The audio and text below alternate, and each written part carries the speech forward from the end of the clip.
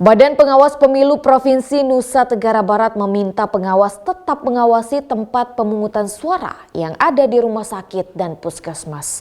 Langkah ini dilakukan untuk meminimalisir dugaan pelanggaran dalam menghilangkan hak suara pemilih.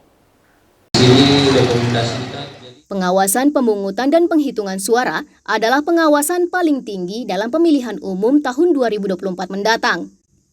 Untuk mencegah terjadinya pelanggaran yang bersifat administrasi ringan atau berat yang penyelesaiannya dapat berujung pada pemungutan suara ulang, pelanggaran pidana pemilu dan etika pemilu.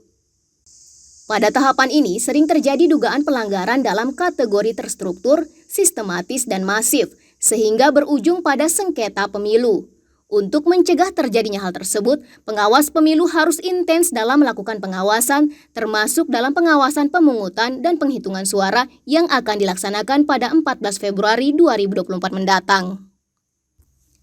Koordinator Divisi Pencegahan Partisipasi Masyarakat dan Humas Bawaslu Nusa Tenggara Barat, Hasan Basri menyampaikan, pihaknya telah memetakan TPS rawan yang harus diawasi oleh pengawas baik Bawaslu Kabupaten hingga pengawas TPS.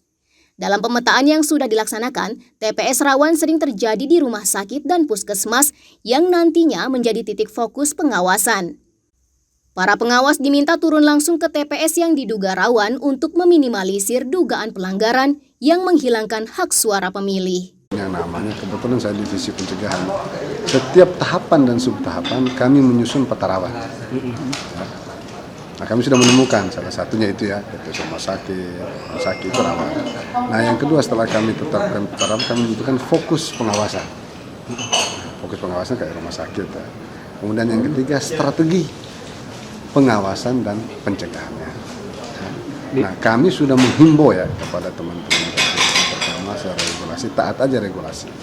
Yang kedua nanti misalnya di rumah sakit ya, nanti akan khusus bila perlu saya sudah minta misalnya di Lombok Timur. Ada TPS yang berdekatan dengan rumah sakit, betul di rumah sakit ada pemilihnya. Maka saya perintahkan Bawaslu Kabupaten Lombok Timur, puskesmas, Bawaslu Lombok Timur agar turun langsung ke situ. Jadi tidak hanya bila perlu Panwascam dan pengawas desa turun ke situ, tidak hanya diserahkan kepada pengawas TPS.